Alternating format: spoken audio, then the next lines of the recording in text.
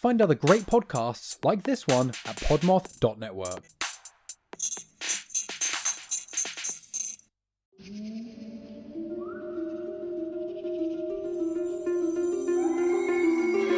Hello, and welcome to Crime and Spirits, your new favorite true crime and cocktail podcast. I'm your host, Bree. And I'm your other host, Suze. We're best friends who are obsessed with true crime, and we love a good themed cocktail. So, we took our two favorite things and turned them into a podcast. Every Sunday, we release a new episode covering a different case or topic of interest. I'm the resident bartender here at Crime and Spirits. So, every time we get together, I mix up a drink that ties into the episode in some way, shape, or form, and then I teach you how to make one for yourself. That way, you can sip right along with us. We like to keep things conversational around here, so expect some tangents on occasion, as well as some cursing here and there. Think of us as a cross between Dateline and Girls' Night. So, come hang out with us every week while we learn a little something new together. We love to chat with you about whatever, really, but mostly true crime. You better buckle up, Buttercup. And sip tight. Let's get on with the show. Woo! Hey, hi, and hello. Welcome back to another episode of Crime and Spirits. We are so happy you could join us today. Thanks for taking some time to come hang out, have a drink, and chat about some true crime with us. In case you're new here, which according to the Spotify for Podcasters Wrapped, there's definitely a few of you. Welcome for the first time. Hi, hello. My name is Bree. And I'm Suze. And we are your new best friends / hosts of the show you're currently listening to. Mm-hmm. Before we get into today's topic, we definitely want to take just a quick second and properly welcome our new listeners. Like I mentioned, if you're a Spotify user, you know that every year Spotify makes a wrapped list for everybody who uses it, and it's always fun and it's a huge thing. And it revealed things about myself to me this year that I wasn't prepared to handle. I listened to a lot of music this year. But what I didn't know is they make one for creators like us that use their platform to host their podcast. And it was super fucking cool to get to see how the last year played out. It really was pretty neat, not gonna lie. They made like little slideshows and little animations. It was so cute. And they really pumped us up. They really did. And holy shit, like there's so many more of you guys now. Yes, we love it. Overwhelming in the best of ways. And we are just so grateful for each and every single one of you. It's crazy because we have grown so much as creators over the last year. And that is a trend that is only going to continue into 2024. Absolutely. And I am just so stoked that you want to be on that journey with us. Yes, so thank you. Thank you so much. And now the sappy shit is out of the way. We're done with that. It's time to get to the reason why we're all here. So let's talk about some murder. Murder. Today's case is one that I've never heard of before. And unless you've watched Real Murders of Atlanta on the Oxygen channel, you also probably have never heard of it before. Ooh, I watch a lot of Oxygen. True crime all the time. I can't stop. But they give me a lot of good ideas for cases that are like mildly obscure, but still very interesting. And this is a perfect example of exactly that. So we are diving into the murder of Henry Lamar Jeffcoat. He was a successful business owner from the Atlanta, Georgia area. So it's a crazy story, but basically, the gist of it, once he was discovered to have been killed, an investigation ensued. And it all started out normal enough, but police eventually came to a standstill. Desperate, law enforcement reached out to the public asking for help and eventually received the crucial lead they were seeking. And to everyone's surprise, literally everyone's surprise, all of us. The trail led them to a series of unsolved robberies, a network of skilled thieves, and Georgia's longtime beef with the adult entertainment industry. This case is nothing like it seems on the outside, so buckle up, Buttercups. We've got a fucking bumpy ride ahead of us. A very intriguing, bumpy ride. Yes. So this case is super interesting and it has a lot of twists and turns that'll keep you on the edge of your seat, for sure, for sure. But before we get into the craziness, we do want to warn you of a few possibly triggering topics that we'll be discussing. This case does involve things like gun violence, sex work, drugs, and of course, obviously, murder. If those aren't things that you'd like to hear about, we get it. No hard feelings. We will catch you next week.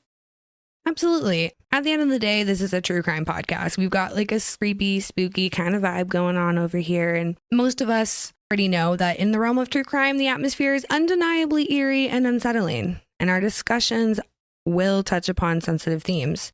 So just as a general warning, we are not a podcast for all listeners. Please use discretion when choosing your podcasts. But if you like creepy and spooky shit and you like delicious cocktails, definitely stick around, because I don't know what Suze has in front of me, but it's glittery and I like it. So let's get to that part. It's going to be good. So I can personally say I don't know much about the world of Atlanta's adult clubs. Same. Personally. I was very enlightened during this case. Outside, of course, what Ludacris used to rap about and put in his music videos. But these clubs in Atlanta have been well established for years. So obviously they must be doing something correctly. One of the ones that we're specifically speaking about today mentions gold in the name. It's still an active club, in case you were wondering, because I sure was. So I did Google it. And so I thought, let's see if there's something with gold. Gold in the cocktail name, gold in it. I don't know. Guess what? There's a cocktail called the Gold Rush. It's perfect. Perfect. It actually sounded really good and pretty easy. So that's what we're testing out this week. We are going to add a slight twist and add some edible glitter to an otherwise relatively classic cocktail. I don't know, glitter, adult clubs. They just go hand in hand, I feel. Right? It's the body glitter. Right. It's the sparkle. You need the sparkle. This is edible glitter. I've been looking for a reason to use one of our 15 edible glitters in something. So I'm very excited that I'm obsessed. It has arisen here. So the story behind the Gold Rush cocktail, it's more of a recent invention. It was originally developed in 2001 at the New York City bar Milk and Honey, which from what I read online is no longer around. As the tale goes here, a man named TJ Siegel, who just happened to be a friend of the bar's owner, Sasha Petrosky, came in one evening to order his usual, which just happened to be a whiskey sour. Apparently, Milk and Honey was famous for not having a set menu back in the day, which sounds incredibly annoying. But that meant customers could just come in and order whatever the hell they wanted. If they had it, they'd make it for you. Cool beans. So because of this, TJ said to his bartender, "Take the egg white out of my whiskey sour and replace that plain old boring simple syrup with some honey syrup." In my head, I read that as a bartender. I probably would have been like, sure, with a smile, and then turn around and roll my eyes a little. Just putting that out there. But this is how the Gold Rush cocktail was born. The original Gold Rush was said to use Knob Creek or Elijah Craig because, you know, they never had a set menu on hand. So they used what they had. We're using Jim Beam because I like it and it's affordable. Let's not get too crazy. Use what you've got. Yeah. Don't go nuts. Right. Unless you want to go nuts, in which case, by all means. If you have a preference, then go for it. So the Gold Rush cocktail became a staple at bars worldwide pretty quickly, just word of mouth. It's basically a whiskey sour, but just with honey. Yeah. It's good, though. It became so popular so quickly, though, it seemed like it had been around a lot longer. So folks actually thought this was a pre-Prohibition classic cocktail, like OG. It definitely gives those vibes.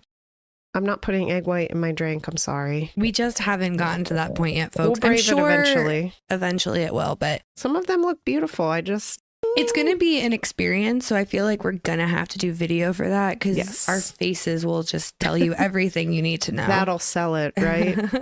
So the Gold Rush is like a whiskey sour, sort of had a baby with a bee's knees, and this is what came out of that union. The bourbon and honey combine to transform the flavor of this cocktail because, like I said, the honey, I think, is the key ingredient, the honey syrup here. Luckily, around the time that this cocktail emerged was a time when a new generation of craft bartenders were flexing their little muscles and tweaking tried and true cocktails to their own or their customers' preferences. It also helped that bigger, newer, and better bourbons and liqueurs were making their presence known. This led to a lot of rule breaking, if you will, in the cocktail world. Gotta love that. Drinks like the Gold Rush benefited from this era greatly. I'm talking about it like it was a million years ago, but at this point, that was 22 years ago. Gross. So that person would be old enough to drink. Why do you have to hurt me like this? I'm just saying, I've never heard of this cocktail until I Googled it. I've been bartending for years upon years. As much as I enjoy drinking craft cocktails, my day job does not really allow me to flex my little muscles. So That's where I like to have fun here. They'd get like fancy margaritas once in a while, I feel, but that wasn't. They were made up by people, I think, that sit in an office and say, this sounds good together. Oh my God, can relate. Because it's not things that work in the real world. Half of the shit that Starbucks sells tastes like candles. Yeah. I don't care what anybody has to say about it. Candles. There's some that I'm like, this is just too much. It's too much. All of it. So now that we've got our little history lesson as per usual, let's talk honey syrup. You can get crazy and just put honey directly into your cocktail. However, I would not recommend that, as honey plus cold ice equals a big blobby mess. Yeah, I can't imagine that would work out well. Not good. Temps lower than 50 degrees can cause crystallization in honey, which if you've ever had a jar of honey just sitting there, you'll see when it turns into that hard, sparkly rock that you then have to reheat to get it to be liquidy again. The best way to avoid having this gross mess in your cocktail is to just make a honey syrup. We have covered this before, but we've got a lot of new people out there. So if you don't remember or you don't know, we're just going to whip up some honey syrup before we make the cocktail because it does have to cool down. It's basically a honey simple syrup. So as with any simple syrup, you can adjust the ratios to your tastes.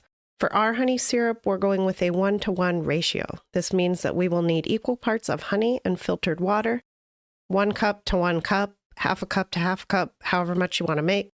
Simply add those together in a saucepan over medium heat until the honey is fully dissolved, stirring pretty frequently so it doesn't get crusty. This means that the mixture will be like a clearish color. It'll look like honey still. It'll just not have any chunks or any of that nonsense in it, you know? And you don't want any blobs of honey to be stuck to the sides or the bottom of the pan or your whisk. Once that's all mixed up, just cool it to room temperature, transfer it to an airtight container. You can keep it in your fridge for up to 2 weeks. I've had people at my job put honey in their coffee.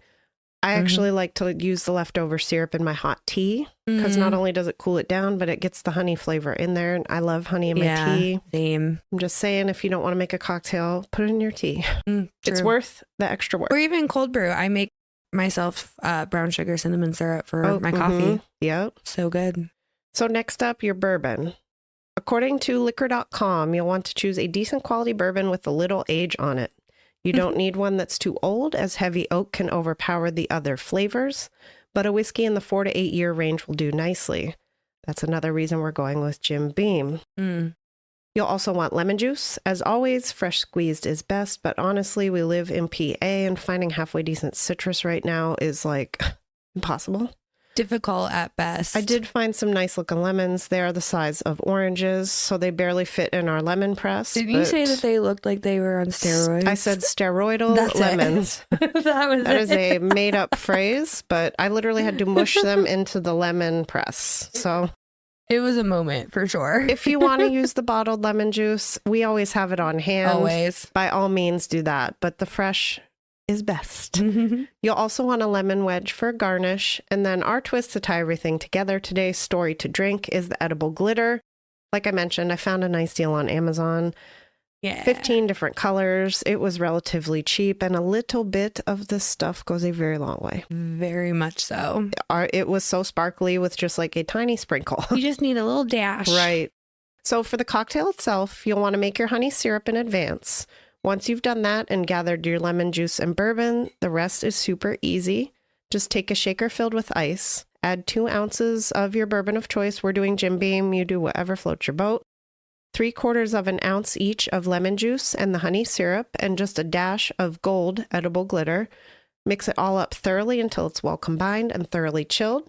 Then take a rocks glass and fill it with fresh ice. I wanted to use a big ice cube because I wanted to be fancy, but it is 60 degrees in December. That is not a thing because I bring the stuff over to Bree's house. I was worried it would melt and look hideous. So it literally feels like spring outside. It's all a cruel joke. It's rude. But once you've got your ice in your rocks glass, you've got everything shaken, just strain it right over that fresh ice, garnish it with the lemon wedge, and that is it. It does taste delicious. Not too bourbony at all. Ooh. Good, right? It's the honey, honestly. I was just going to say, it's the honey. Or the glitter. It could be the glitter. Glitter makes everything better. With a sparkle. Right. We're basic bitches. That's good. On our best days, so. Yeah. Honestly. What can we say? I've accepted it Fine. at this point in my It's life. fine. So, alrighty, guys. Well, you're finishing up your mixing, brewing, and or pouring. Let's just take a quick minute to hear from one of our friends over at the PodMoth Network.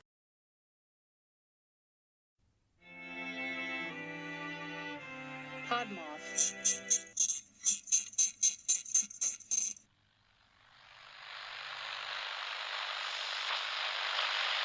Dans notre cours au quotidien, c'est sur Terre.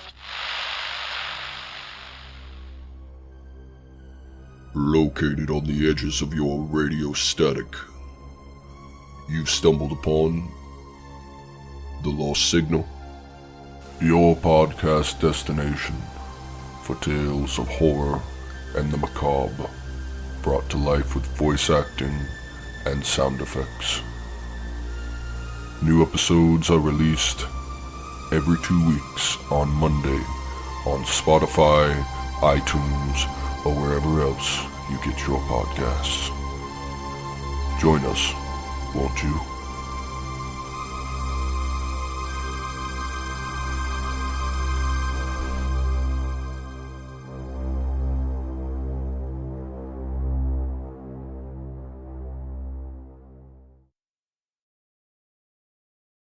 Now that we've got drinks and a new podcast to check out after this, let's get into it. Yeah, let's do it. All right, so picture it. Atlanta, Georgia. The year was 1993. Around 1:15 in the morning of February 10th, Henry Lamar Jeffcoat had just pulled into his garage after a long night at work. And then suddenly, just before he could close the garage door behind him, several shots were fired into his Cadillac from both sides of the car. Despite being shot at, Henry managed to fire off some defensive rounds in addition to triggering his vehicle's silent alarm, which immediately alerted the police that there was a situation happening. The local police arrived quickly, but it was too late. The air was thick with smoke and debris, the floor covered in blood and shell casing. Inside the car, Henry was slumped over the steering wheel. There were 15 bullets fired in his direction. He was struck by 9 of them. So, investigators immediately noticed that a panel of garage door had been kicked out. They surmised that the attackers were likely surprised by the show of defensive force and became desperate for a way out of there. Additionally, there was a significant amount of blood found on the floor, and investigators were able to tell that not all of it belonged to Henry Lamar Jeffcoat. In fact, there was a trail that led from outside the car through the busted-up garage door panel and went straight to a nearby wooded area. It became apparent that Henry had seriously injured at least one of his attackers. Officers followed the blood trail into the woods when they, quote, lost the trail, but in the distance heard a car start and the screech of tires. That is a direct quote from Garland Watkins, a former deputy with the Clayton County Sheriff's Office. Unfortunately for investigators, they were not able to glean anything useful from their neighborhood canvass. All they got were 2 neighbors that reported hearing gunshots and some noise in the woods. One of these witnesses had observed 2 people run from the wooded area and get into a car that quickly sped away, but they couldn't identify the make, model, or license plate of said vehicle. So, nada. A whole lot of nothing. Nothing. So this is when the police was like, let's see if we can find the injured assailant. They were hoping that this person had sought out medical help. Several officers checked all the local hospitals as well as the morgues. I mean, they said there was a significant loss of blood on both sides, so they thought maybe this attacker had been mortally wounded. This led them to nowhere, and they needed a lead. Literally anything that could get them any kind of information. They really were hungry for it at this point. So naturally, they turned to Henry's family and began asking questions so they could try to learn a little bit more about who their victim was, and more importantly, why was he killed? So let's take a moment to talk about it. Who exactly was Henry Lamar Jeffcoat? Well, for starters, he was the owner of the Gold Rush Strip Club and had been in the adult entertainment industry for quite some time. Up to this point, Henry's wife shared that he had bought the Gold Rush as an established business, but thanks to his innovative ways of thinking, he had quote-unquote found the recipe for a successful club. Right? Interesting. Police Phrasing. Police also learned that, quote, Lamar believed he was a target and had become paranoid, end quote, leading up to his death. Turns out this was not the first time that Henry had been victimized. Prior to investigators recognizing that Henry was just one among several individuals who had experienced a robbery or two or three, they had explored alternative potential motives. They knew he had quite a competitive streak, especially when it came to Atlanta nightlife, where he was determined to outshine the other clubs. So, law enforcement began to interview the other club owners and quickly realized that there was something all these businesses had in common. This was the fact that they all had tens of thousands of dollars. Pretty sure that's an understatement, but we'll just start with tens of thousands of dollars. It was stolen from them. If you look back to September of 1991, the Gold Rush Show Bar was burgled one evening. The perpetrators broke into the building via the roof and managed to make off with $82,000, which was taken directly from the safe. That's a stupid amount of money. So much cash. But again, the cash business. So, Right. Later that same year, the Gold Rush Henry specifically experienced a robbery. He was followed home one night by two masked men who jumped him, taped his arms behind his back, and forced him to empty both safes in his home because he did have multiple safes in his home. Which you would First think, world problems. right? And seems like a good idea. Given the circumstances, right? Again, the perpetrators got away with an astonishing amount of money, this time to the tune of $62,000 plus. After that second incident, Henry didn't go anywhere without his 9mm handgun. It was also at this point that he installed that silent alarm we mentioned in his Cadillac that directly contacted police. Right. He swore to whoever would listen that if there were a next time, he would, quote, and this makes me laugh, fire quicker than one of his dancers could drop her G-string. That's really fast. Is it? I don't know. I thought they made a show of it. Well, I guess Apparently it at the Gold depends. Rush, it's ba-bam. Maybe it depends on the vibe they're going for. Right. Who knows? I don't know much about it. You tell me. Right. Is that how it works? Not a thing I go and Searching see for, often. yes, no. Now, in April of 1992, the strip club, formerly known as Boomer's Adult Entertainment, had $7,000 stolen. Basically, what we're doing here is walking you through the timeline of all these burglaries. Because it wasn't just Henry Lamar Jeffcoat and the Gold Rush that were under attack. It was literally everybody. Yeah, no one was safe. There wasn't another burglary for almost a year. The next one occurred in January of 1993. And you guys will never guess who was hit that time. Tell us more. If you're playing along at home and you chose the Gold Rush as your answer, you win a gold star for the day. Ding, ding, ding. The scene was quiet until that October, and then the Diamond Club International was broken into.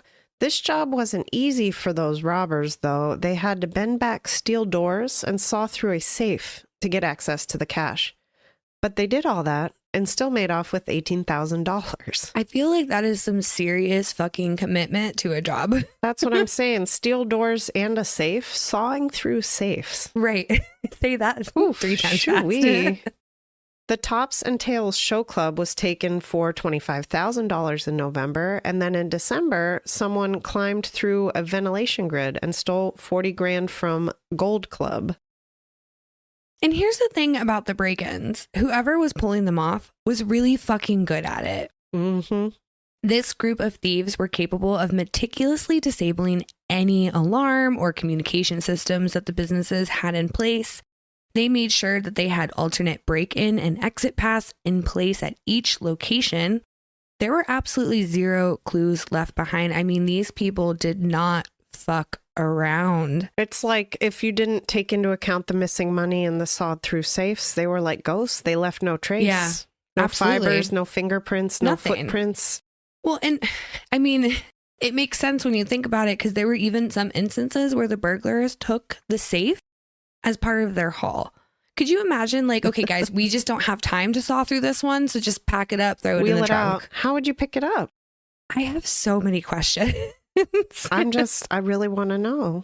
Well, and then to add all of that, these individuals appeared to be well aware of just precisely when significant amounts of cash would be present at each each establishment, it was intriguing, to say the least, that the burglaries occurred only during what seemed to coincide with these specific times. There's a lot of coincidences, if you will. Don't they say there are no coincidences? Isn't that how it goes? Well, just you wait, guys. Right. So the hits weren't just at adult clubs. They also included factories, outlets, supermarkets, department stores, as well as those bars and nightclubs throughout the areas surrounding Atlanta, Georgia. In total, over 4 dozen break-ins were carried out. 18 of these netted huge scores, which was probably a direct result of the intruders getting better with time and more practice. Police were beginning to believe that these robberies were the result of an inside job. Honestly, it's the only thing that makes sense, right? It was just too good. Right. And it got better every time. However, there was no evidence here, so investigators just kind of moved along. But when Henry Lamar Jeffcoat was murdered, police revisited some of the previously hit locations unknowingly and began questioning the owner. This was when the first connection was made in the case. It was sort of the aha moment where police realized that these crimes could all be connected somehow in a big, huge web. Granted, at first it was tenuous at best, but hey, it was there. And it was a starting point. It was more than what they had. Yes, which was nada. Unfortunately, though, police were unable to connect any of the other robberies to the murder investigation. But they were still considering the idea that it was a ring of criminals targeting these clubs purposefully, with a very specific target on Henry and the gold rush. And to a degree, it made sense. At the time all this was going on, the Georgia Supreme Court was in the process of making life incredibly difficult for strip clubs and other similar businesses. Now, we're going to go into a bit more detail at the end regarding all of this, but just for brevity's sake, to summarize it in one word, restriction. Lots of restriction. Oh boy, there was so much of it. It was honestly a miracle that any of these businesses were able to survive for as long as they did. And unfortunately, in some counties surrounding Atlanta, restrictive laws barring the sale of alcohol in certain situations, among other things, are still happening today. It is an ongoing thing.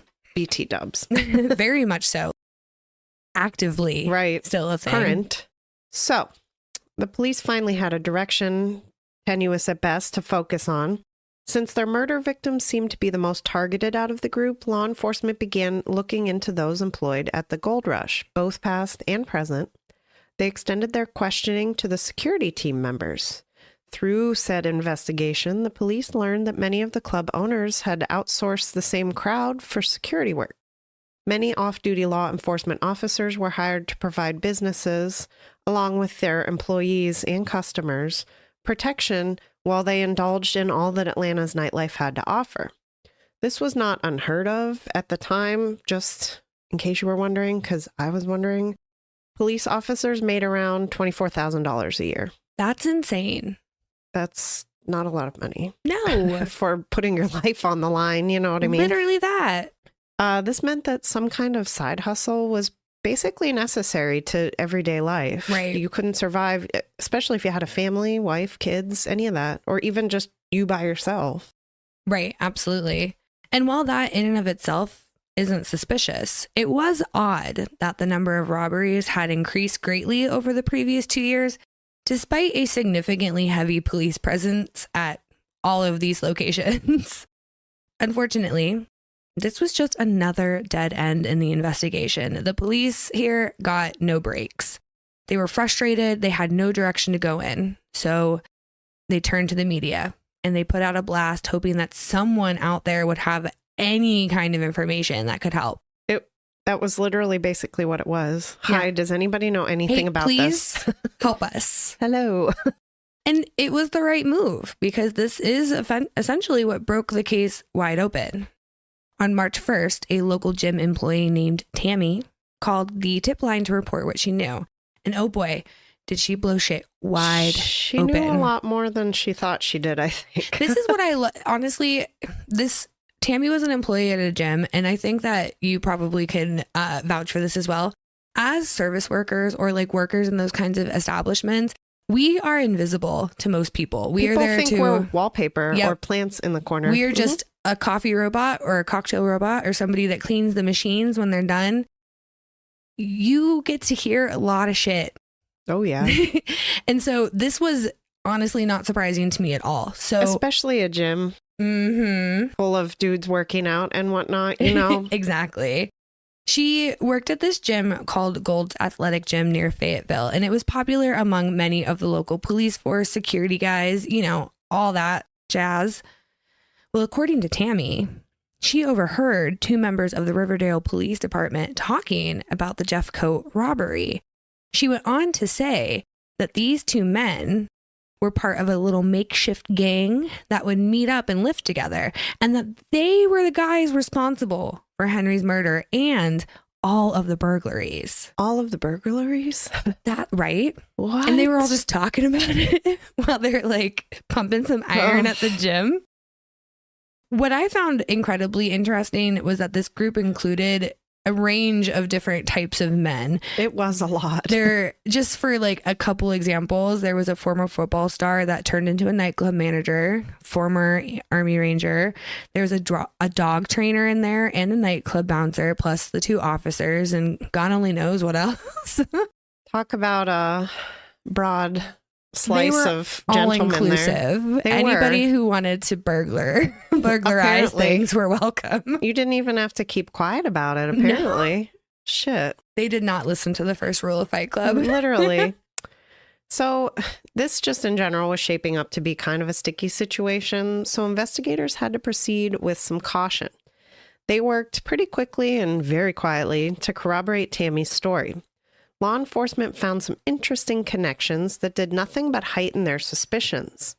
The most notable find here was a report regarding some stolen SWAT equipment filed by Officer James Batzel.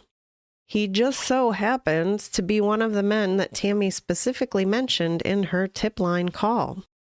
Some of the equipment that was stolen, I say with heavy air quotes, included a bulletproof vest and a 9mm service weapon, among other things, but just to highlight those. When was this theft reported, you may be asking? Please tell us. I'm so glad you did. It was just 7 days after Henry Lamar Jeffcoat had been murdered. What? And you know what else is weird? What? That missing gun turned out to match the shell casings found outside of Henry's shot-up Cadillac. Shut the front door. What? It is kind of crazy though, because he had the audacity to report it missing. I feel like you have to report stuff like that missing. You do. But also like, duh, then use it in a crime? Right. What? Come on. Right. The other police officer named in Tammy's tip was a man named Mark McKenna. Now, when investigators went diving into his file, they found out that Mark McKenna was on leave. Apparently, his father's health had started to decline, and he had to head to Ohio immediately to help care for him. It should be noted, though, that this leave of absence began almost immediately after Henry's murder had occurred. Oh my God, how weird. It's weird when the stars just align like that. What a coincidence. What a crazy coinky dink. So the leave of absence thing was really weird. All of it was weird, but that was extra they weird. decided to He start. was not a man that didn't come to work from everything that they had read. So this was weird. Yeah. Sick father just out or of not. nowhere. So they decided to start with McKenna. According to his boss, he was in Ohio, but rumor had it that he was seen at home once or twice. So a couple of detectives paid him a visit. They surprised him at his home on March 2nd. That would be a hell of a surprise. Especially because they were just thrilled to find out that McKenna had recently suffered a severe facial wound. Oh, no. How weird. Initially, McKenna tried telling the detectives that his face was all banged up due to a nasty fall. Okay. Yeah, right. On your cheekier area. Okay. You're going to tell homicide detectives this? Got it. And, of course, he denied knowing anything about Jeffcoat's murder.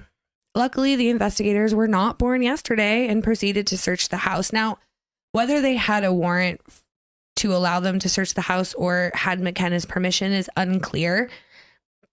Either way, though, They still they were managed. all up in there. Yes. And boy, did they find some incriminating shit. One of those things was a diagram of Henry's home that had been hand drawn on a Riverdale Police Department letterhead. Come on, y'all. They found SWAT team fatigues, Oh, no.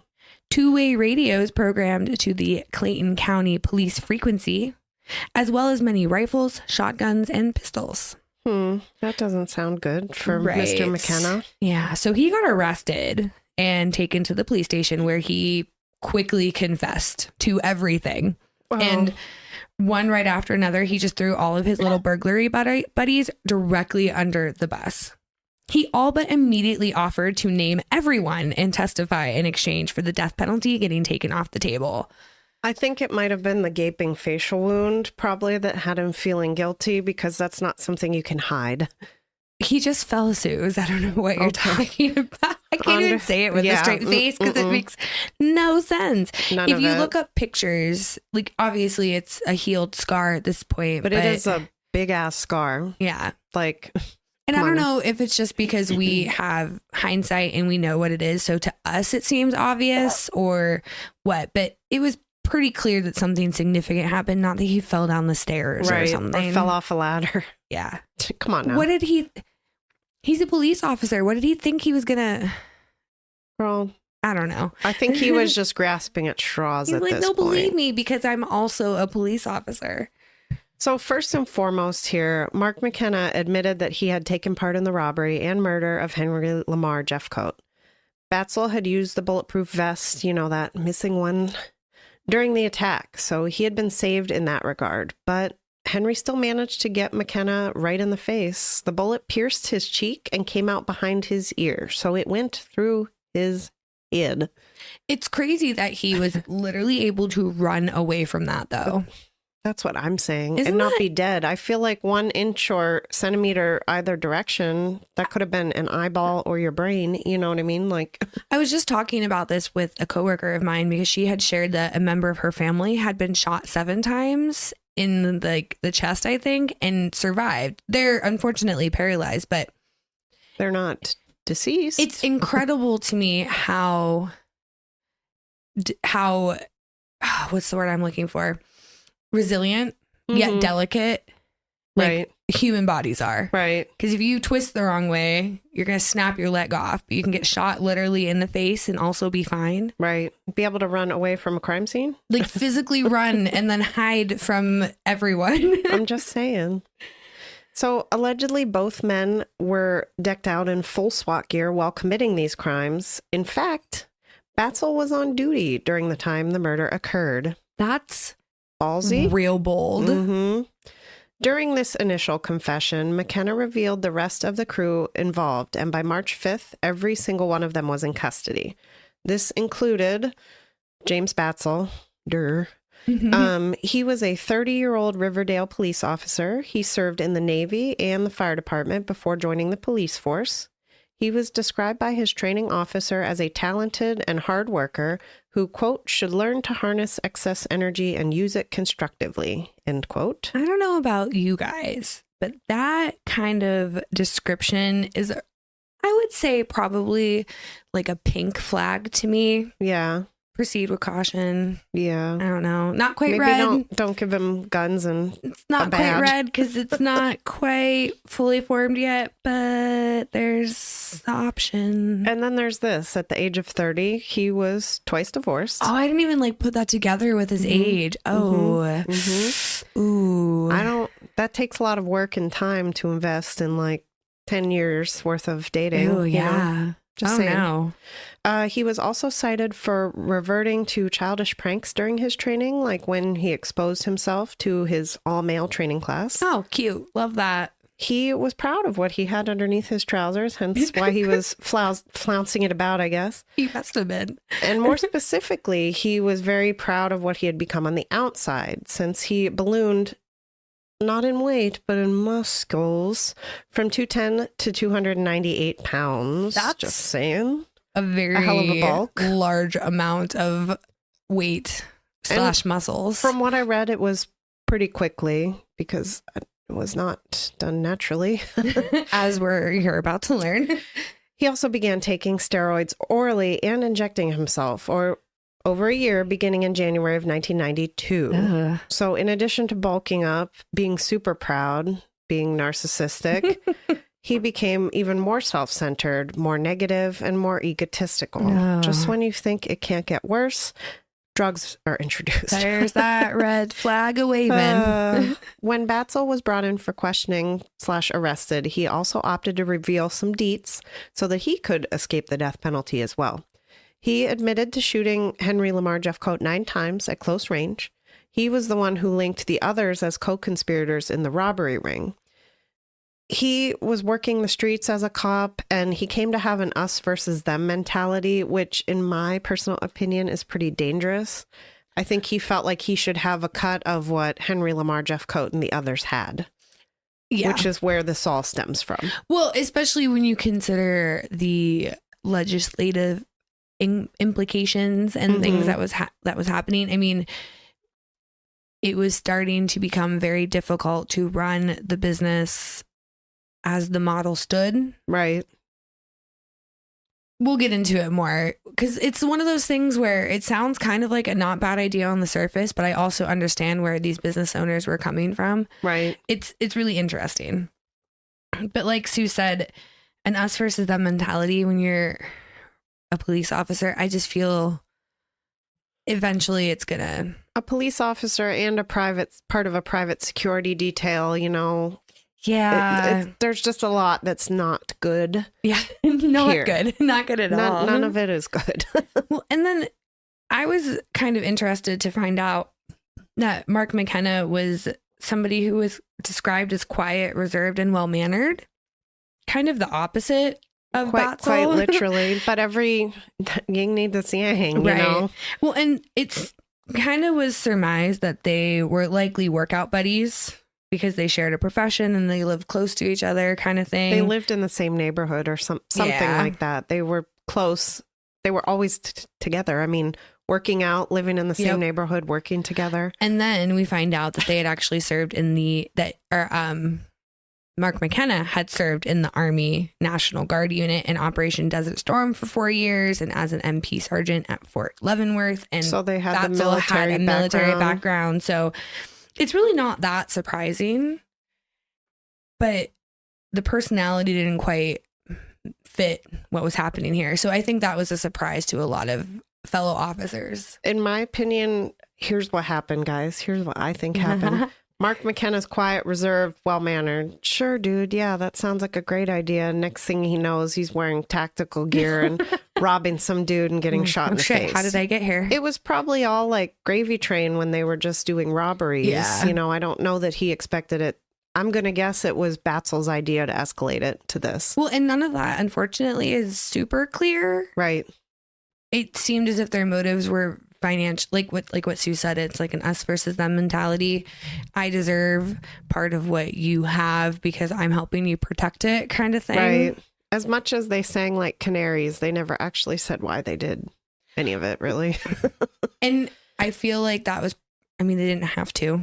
Right. If they were confessing, nobody cared about the why after that. But I care about the why. I was just going to say, unless you're us.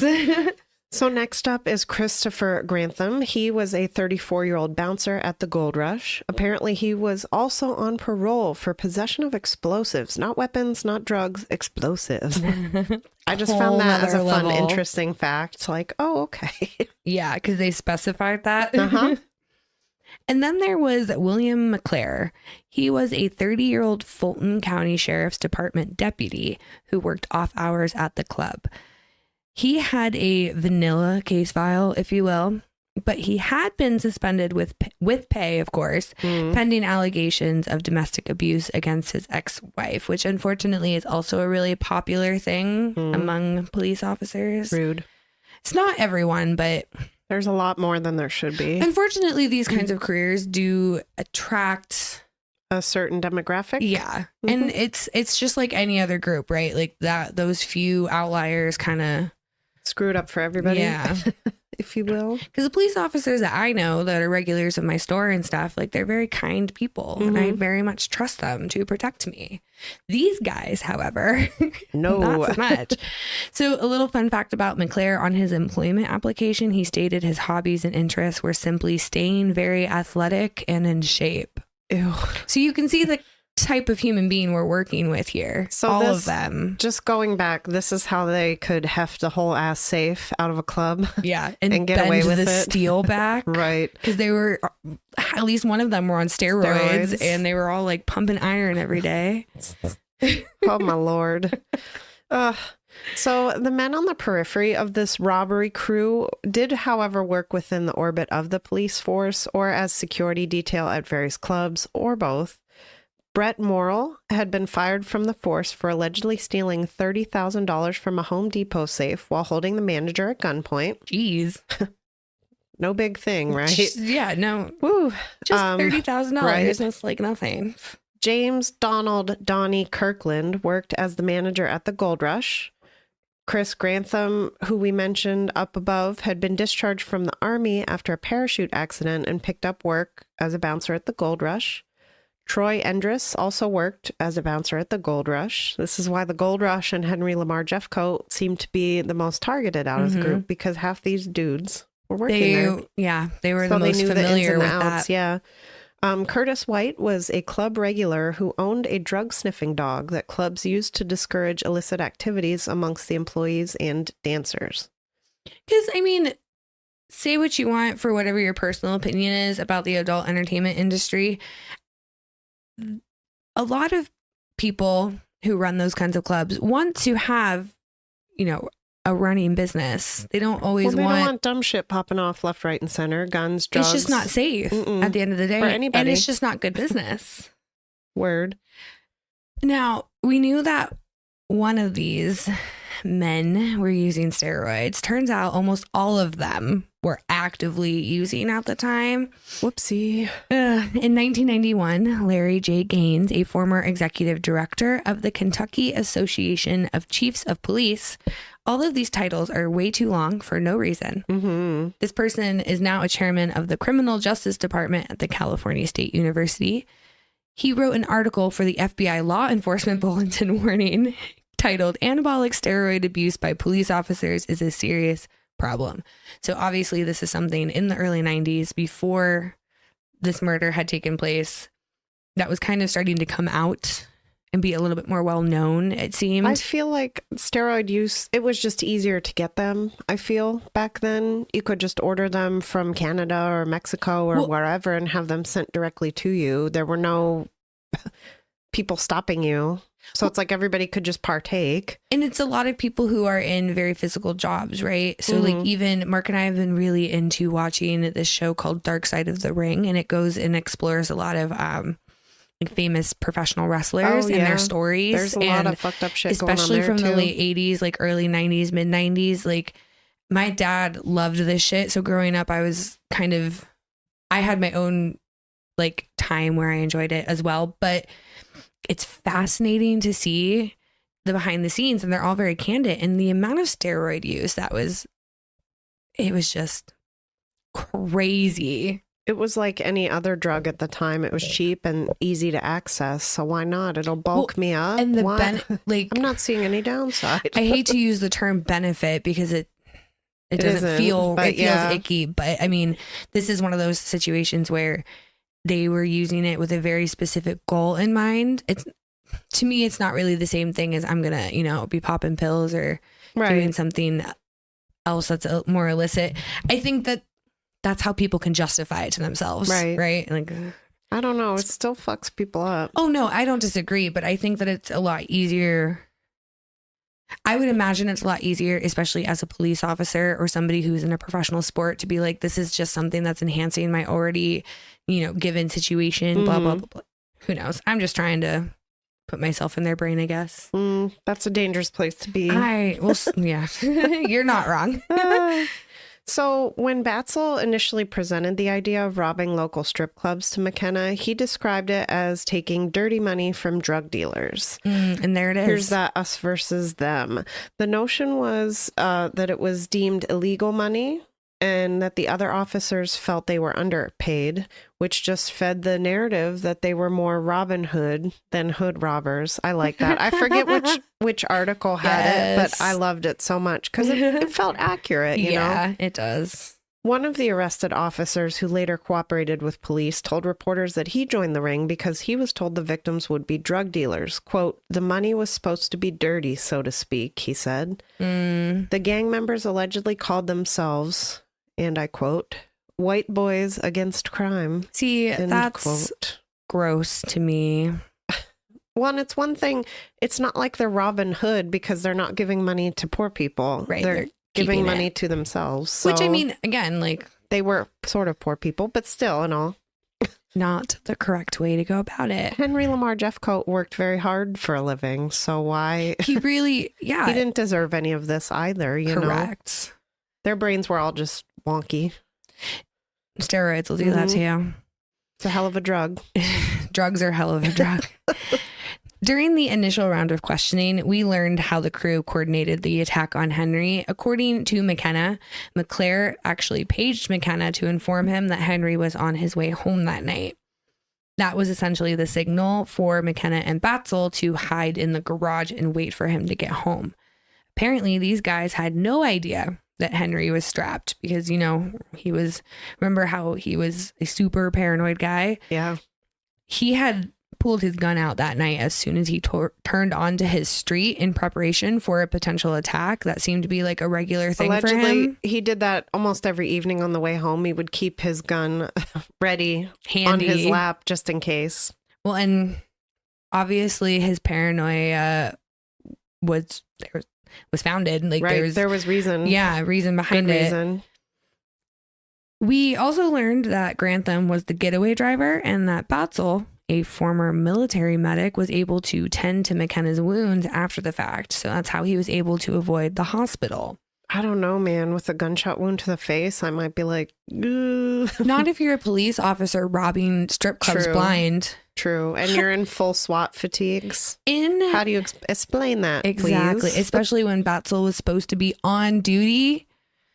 Did we forget about that part? Right. There's a lot here. Mm-hmm. What I found so interesting learning about this case was that it went from nothing, no evidence. We have no idea why this is happening. Oh shit. Hundreds of thousands of dollars are being stolen across all these businesses. This guy got hit 3 times specifically. What's happening? Still no evidence to holy shit. It's a bunch of police officers. Like a bunch of them. It's just, once things started going, it went really, really quickly. So on top of all of that, McKenna revealed that the criminal network they ran with was actually, quote, part of a group of law enforcement in the Atlanta area who were tied into several crimes in the area. Understatement. Investigators were able to identify officers from a handful of different law enforcement departments, as well as some civilians who were responsible for all 18 robberies that had taken place. Mm-hmm. So during the trials, note because there were quite a few happening here, McKenna testified several times. 9 men in total were arrested, 5 of whom were police officers. All of them agreed to cooperate fully and eventually worked out plea deals. When it came to the murder of Henry Lamar Jeffcoat, Grantham, McKenna, and Batzel received life sentences. Regarding the burglaries, officers Morrill and McClare received 25-year sentences. Troy Endress, one of the bouncers at the Gold Rush, walked away with a 10-year sentence. The final conviction in this case belonged to Donald Curtis White. He was a 36-year-old drug-sniffing dog trainer. He was sentenced to 5 years in prison for a guilty plea to 1 count of armed robbery. The robbery planning occurred at different locales throughout Clayton, including IHOP, Burger King, and Crystal's. Nothing like a good burger and some robberies. Get yourself some nugs and plan a robbery. And plan your robbery. While the crew attempted a certain amount of sophistication, it was often a comedy of errors. They mistakenly stole a bag of syringes instead of night receipts. They broadcast their plans over a frequency used by a DUI task force at one point. They fell from grappling hooks while trying to climb a store wall. I really just want to see that. And this is probably my favorite. When they underestimated how heavy a safe was, Officer Morrill, while in uniform, borrowed a hand truck from the Quick Save Food Mart and then returned it 45 minutes later. Wouldn't the people at the Quick Stop or Quick Save be like, what's happening? Or they just wouldn't ask questions because he's in uniform. I was going to say, I feel like... Sure, go do your oh, business. sure, yeah, okay. And who's to say he didn't go in there like, I need to borrow this for an like, he could have went in coming in hot, super like hyped, it's yeah. an emergency. Like, I need your car right now. So on rare occasions, they were actually successful. So that sophistication we were talking about earlier didn't really seem to be a thing. They just got pretty lucky. Yeah. They did get better at it, though. I was going to say, it seemed like over time they were able to work out some of those kinks, but initially... At first, it was like, yeehaw. It was like a circus. Right. On June 8th, 1992, members of the crime ring broke into the Fox with 2 X's Adult Entertainment Club.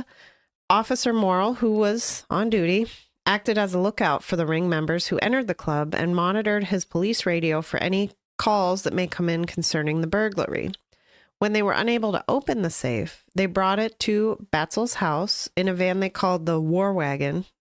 Here they unearthed $2,000 in cash and some Fox bucks, which were coupons for tipping the dancers. That safe wound up being one that was later found in a pond off Elders Mill Road. They just took what they wanted and threw the whole ass safe the whole in a thing pond. away. I just, what? So now they're littering on top of everything else. I laugh because it's like, you took this gigantic, like hundreds of pounds worth of safe and we're just like, we threw it in a pond. Like it's mildly comical. If it wasn't people's livelihoods being stolen and a life being taken, it would be fucking comical. This is what movies are made out of. This aspect does sound like a crime movie gone wrong. Bad, like Ocean's 11, but like the generic one. You know what I mean? The off-brand. Yes. the Roku version of Ocean's 11, if you will. The Netflix casting of it. Right. But Now, 2 weeks after the Fox break-in, crime ring members burglarized a Home Depot store. They were unable to open the store safe, but they stole various other items. During the burglary, Morrill again was on duty, and he monitored his police radio, make sure that they weren't on anybody's radar. A week later, they hit the same Home Depot again, and this time they held a gun to the manager's head and forced him to open the safe. That poor man. How terrifying. Did you know that that's what makes it a robbery versus a burglary? Is the weapon? Is a burglary is when somebody enters a business unlawfully or like a building and steals from there, but like no humans. So like the original burglaries that they did. Oh, okay. But then like when they followed Jeffcoat home and this, like that's considered a robbery when you're threatening a person. I didn't actually I had to know Google that. it because I thought we had a case. I don't remember which one specifically, but we were talking about a lot of robberies. And I was like, is this the same thing? I had to refresh myself for this. I never know. So the more you know, you guys. Oftentimes, like a lot of pop culture, media, things like that, they kind of make them interchangeable. But there is a distinct legal difference. So they're not. Good to know. Because I was curious why, articles we were reading switched back and forth. Right. And I was like, let me figure this out. It makes much more sense now. That's the kind of dumb shit my brain latches onto when we do research. ADHD. Yeah. So in 1997, Stewart Avenue, where a lot of these clubs were located, was rebranded Metropolitan Parkway at the request of business owners who said that the old name basically sullied their reputation. The remnants of the past were gone. There was a blighted motel called the Gary Motel. I have a feeling some shenanigans took place there because allegedly prostitution and crime ran rampant there. There's bound to be one or two in this line of work, Always a bad egg, unfortunately. yeah. Following all of this, police officers were banned from working at strip clubs. The state of Georgia prohibited police officers from off-duty assignments, including adult entertainment establishments and employment in which the primary source of revenue is the sale of alcoholic beverages. So bars, nightclubs, right, strip clubs. Got it. And in 2022, the interim chief of police in Atlanta said that he was changing the decades-old policy prohibiting off-duty extra jobs for these establishments. I feel like you can't have it both ways. You can't pay your police officers pennies and expect them to not. When else are they supposed to work? Right. A second job. Right. Also, $24,000 a year is not a livable wage. Right. I don't think it was then, and I don't think it is now. Only 20 years ago. Grant, the difference is not, I mean, there is one, but it's not like it was 100 years. You know what I mean? 30 years ago. That's what I mean. I was just like kidding. 20, no. Nope. Brain. No, No brain power. We're just old. That's all. It's one of those things where I feel like the 90s was like 5 years ago. Oh, yeah. Trust and believe. Not true, though, at all. I card people who were born in the 90s, and they're like, ugh. And I'm like, everybody at work has been wanting to know what their zodiac birth charts are. So they're like, Bree, here's all my information. And somebody gave me their information, and they were born in 2003. Did you cry? I looked at you and I was like, I don't know why you'd want to hurt me like this. I thought we were friends. Anyways, back to the story at hand. At the time of Henry Lamar Jeffcoat's murder, it was believed that 20 to 50% of metro area police department officers worked an extra job. However, some experts actually believe that that number was probably much closer to 95%. It's almost like they weren't paying them enough money to live. Almost like they were working for pennies. Right. Despite the availability of private security firms to those clubs and bars, the thought here seemed to be that a real police officer provided the skill and weapons training that a civilian might not have, at least not on that level, and the ability to make an actual arrest. In fact, it seems like police departments sort of liked their own members working security, at least to a degree, because it usually helped to lessen the strain on their on-duty officers by eliminating or at least sort of discouraging criminal behavior from happening in front of even off-duty officers. Well, and that's why it was so weird that they had all of these police officers working these clubs, you know, moonlighting all over the place in Atlanta nightlife, and there was just more and more burglaries. The opposite was happening. I found that very interesting. Right. Their thought process was not correct here. Maybe just a little bit flawed. As of 2022, the powers that be were reconsidering the idea of having officers working in clubs and bars. They just can't seem to make up their mind. Atlanta nightlife proponents, including Michael Render, the rapper and businessman best known as Killer Mike, says the city walks a delicate line balancing public safety in one of its most undervalued and important industries, which I feel like is fair.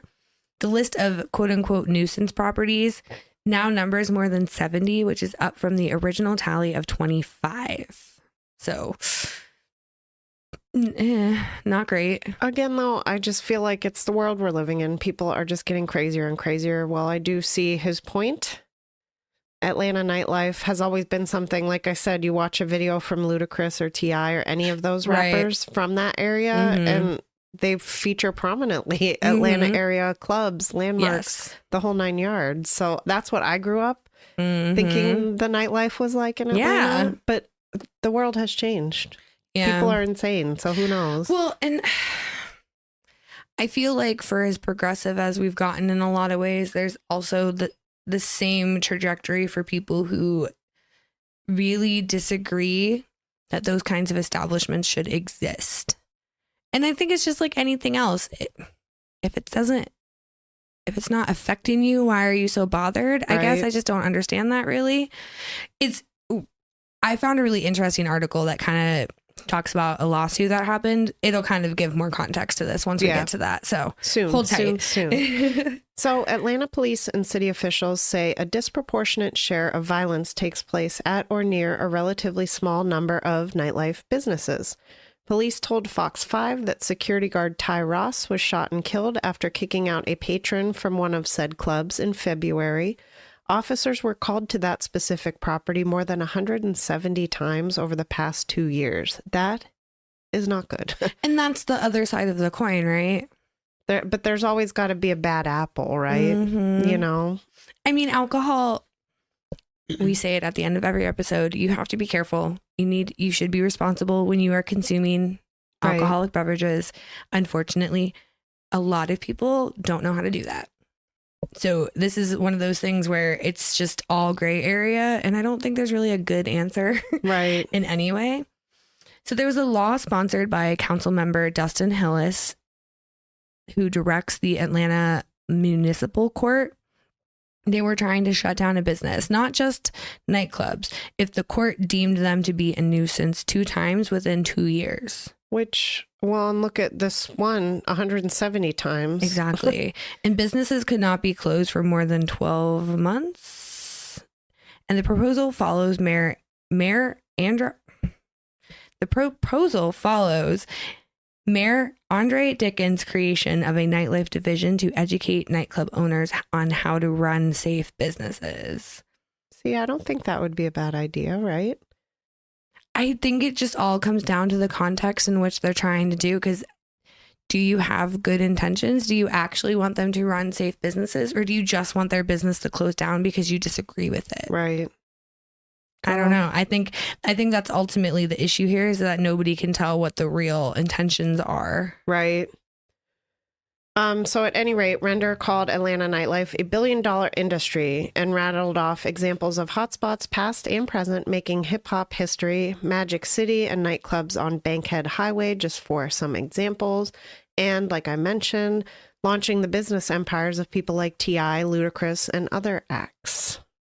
I love me some Ludacris. Oh my gosh. He would never lead me astray. I love it. My boyfriend, if you're new here, you don't know this, but my boyfriend is a huge New Orleans Saints football fan. Mm-hmm. He hates Atlanta, Georgia, the Falcons. So I don't think I'm ever going to be able to go there True. in my life, but it sounds like a lot of fun. And Ludacris always made it look like that was the place to be. So It's true. That's what I'm saying. it Growing was up. really interesting to learn all about this. So we're going to kind of close things out a little bit by just going over some random interesting facts, just to give you a little taste of what the legislation in Georgia against these businesses was like. I was like, not the adult, not the adult entertainment industry specifically, but any business that's Bars, like, nightclubs. They really, I mean, having fun. the strip clubs, I feel like definitely bore the brunt of it, but ultimately it was anything that could be seen as explicit, where there could be illicit drugs, all that kind of shit. Or This. if you were a touring company of the Broadway musical Hair.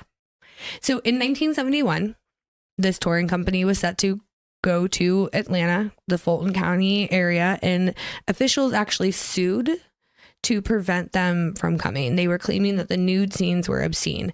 So that is just a really good encapsulation of where the minds were of who was making of the lawmakers and what their thought processes were in the early 70s. Because again, this was something that you had to buy tickets to go see. It's not like they were being obscene in public or anything Right. wild. It's not like you they know were what I just mean? singing Parading in the down the streets. road. Yeah. Like, a federal judge, however, ruled instead that nudity was free speech protected by the Constitution, and, quote, the Atlanta clubs went nude the next day, end quote.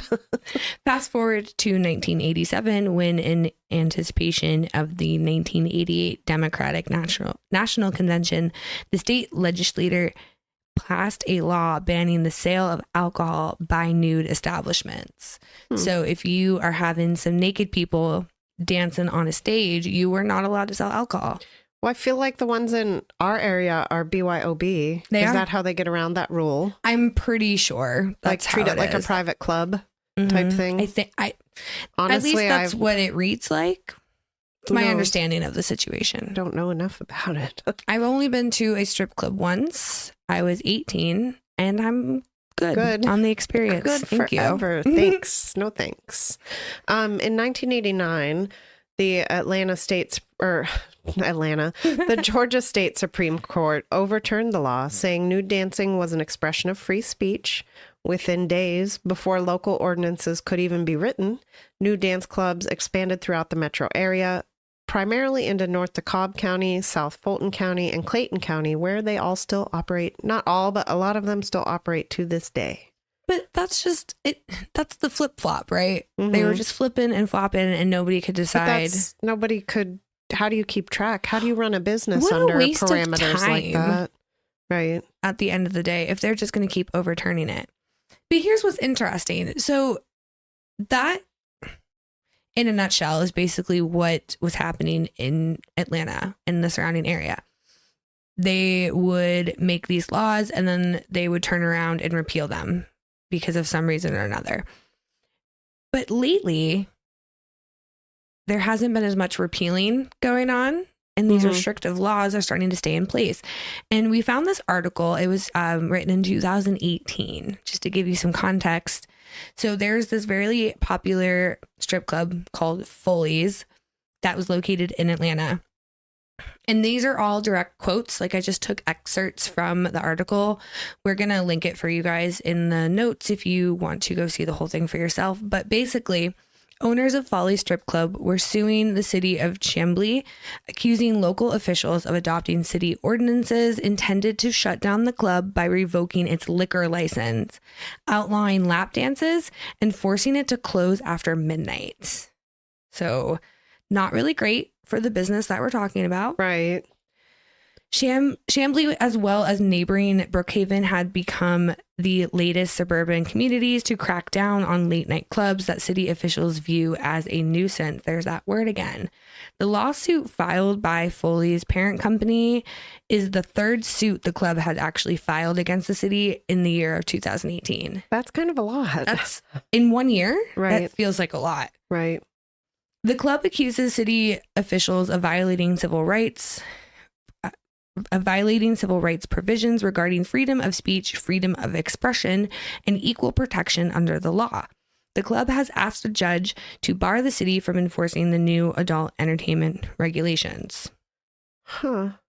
The lawsuit said city leaders knew the restrictions would force it out of business, which I think was their point. I think that that's what they were trying to do without being without straightforward saying it about it. Yeah. And this is a quote from the suit. The city drafted an ordinance or amended existing ordinances to eliminate adult entertainment within its borders. The lawsuit is in response to a new adult entertainment ordinance approved unanimously by the Chambly City Council in October. The legislation includes several statements describing adult businesses as havens for criminals and immoral behavior, and justifying the changes as necessary to reduce blight and improve quality of life. What? On the surface, sounds great. I mean, hypothetically, yes. But so did the war on drugs on the surface. There's a lot of things that seem great on paper. You know what I mean? This is just one of those things where I feel like the intentions very well could be coming from a good place, but it just doesn't feel like that's the case. Right. In addition to the ban on lap dances, which I just find the idea of that comical in a way, like these lawmakers are sitting down and like, you know what? Let's ban lap dances. Specifically, that will curb crime. Especially a city council, because it just makes me think of Parks and Rec. I know. And I'm like, there's no way Leslie Knope would ban lap dances. No. She'd be like, whatever blows your hair back. Got jammed. But Now, at this same meeting, they were also banning, or no, wait, start over. In addition to the ban on lap dances and restrictive hours, the new law requires dancers to be partially clothed and ban customers from consuming alcohol at the club. Oh, okay. So not even BYOB. Got it. At least in this area. I think obviously we're in PA, so everything's kind of different and it's county dependent. It's not even right. This is why our justice system is so fucking confusing. Well, why and are honestly, there so many levels? If you were running a business, how would you even keep track? I have whiplash just reading and hearing about it. I'm not operating a business that it's affected That's by. That's got to be the like, point, what? Right? I think so they can get you, fine people or shut them down because they're breaking the law inadvertently. You didn't know you are considered a nuisance now as of yesterday. You were closed at 12:15 midnight instead of midnight, so nuisance. Here's your ticket.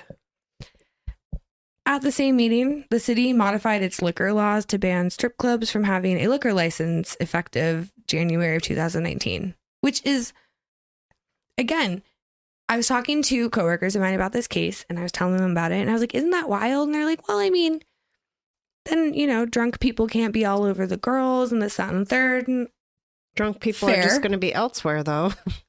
Right. And I mean, that's a very valid point, and I'm sure a very valid concern, but also, like, nobody's going to go to a strip club if they can't drink.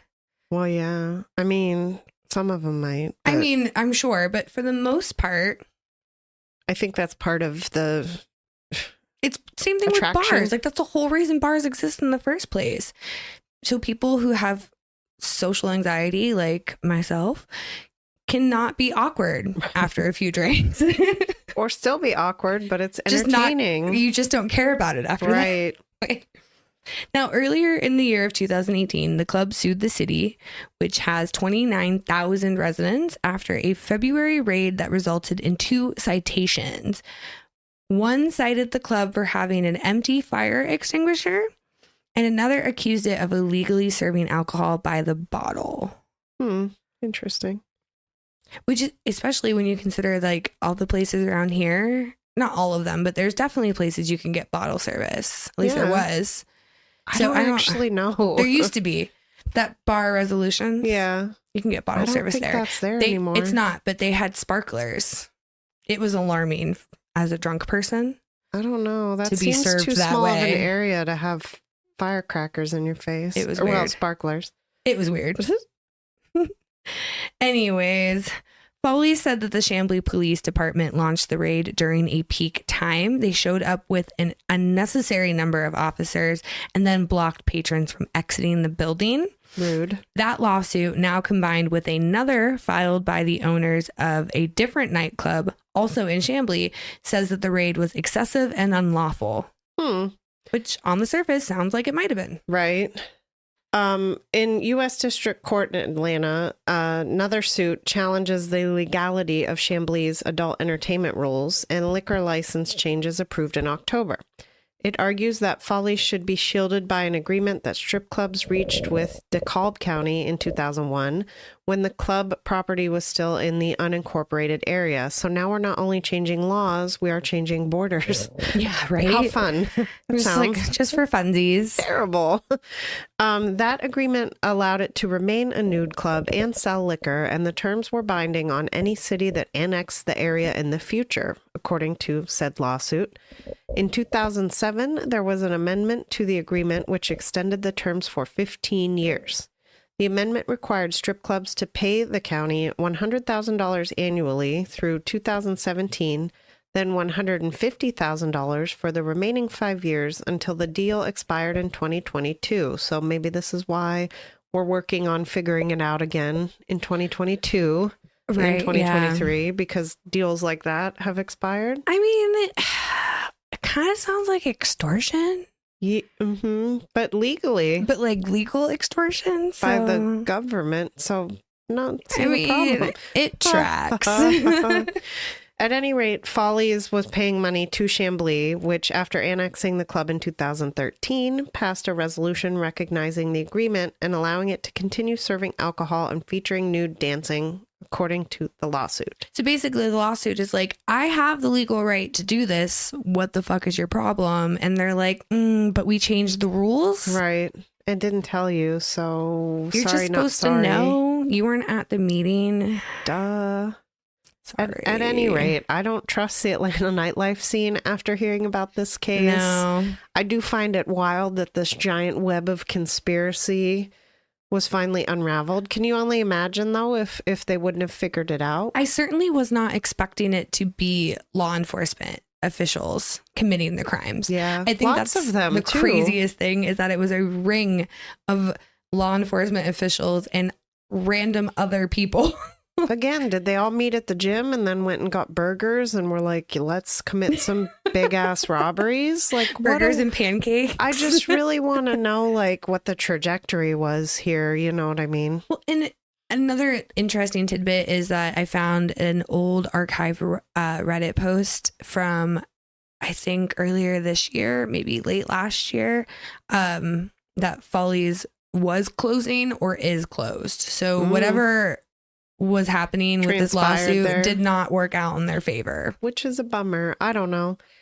I mean, hey, I don't personally want to go to any of those places, but to be fair, I don't want to leave my house on most Half days. the time. So, I mean, I'm not the target audience here. Right. I don't personally have a problem with it. I don't really see why other people have a problem with it. Like I mentioned earlier, to me, it's one of those things where if you don't want pickles on your sub, just don't get them. But other people can have pickles. So Right. I don't know. Again, the world we live in is so different from 30 years ago. You know what I mean? And drugs are worse, guns are worse, people are worse. It's like I think just a bad setting. I can sort of see both sides. I just feel as though they're going about it in the wrong way. I agree. Like everybody. Well, and what's interesting is that alongside all of that is this theme of trying to be more understanding of people who do sex work, trying to be just more accepting of people who work in the nightlife and do these kinds of jobs and all that kind of stuff. So it's two complete parallels running at the same time. And it's very confusing to live in right now. Right. So I don't know. It was a really interesting case. I'd love to know what you guys thought. Absolutely. What are your thoughts, feelings? How do you like strip clubs? Do you go to them? Questions, concerns, let us know in the comments.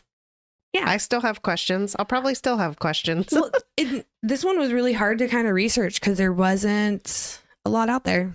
Normally with like what we've covered a lot of like the big name cases. So there was just so much to sift through. This was almost the opposite. Mm-hmm. So curious to know what you guys think. Yeah. Let us know. Fill us in. Absolutely. And on that note, we're going to go because it's time for pizza. As you guys know, it's time for pizza and Dragula. So we've been meeting our monsters lately. We got another show in January, which just as a heads up, guys, don't forget, we're going to be taking a break for the month of January. Still got a couple episodes coming out. Don't you worry. Taking you right up to the end of the year. But thank you guys for being here today. Thanks for hanging out with us. We really appreciate your support. We're just so grateful for all of you. It means the world to us. It really does. It really, really does. I feel like I get sappy. I know. And I feel like I repeat myself a lot. But you guys, this has just been so fun. And I just enjoy it so much. And it's really fucking cool that there's people out there who enjoy it too. So I'm going to continue to be weird about it. Sorry. A little bit sappy and weird is all right, right? Yeah. If you didn't like it a little bit, you would not be here at this point. Right. So there is that. Just be sure that you're following the podcast on social media so we can all hang out together. On Facebook and Instagram, we're at Crime and Spirits Pod. On TikTok, we're at Crime and Spirits Podcast. This is where you'll find ingredients, recipes, fun videos showing you how to make each drink, random shit we find on the internet, sort of whatever we're feeling. All sorts of shit. We Cat like pictures? it. Do you like Yes. cat pictures? You should.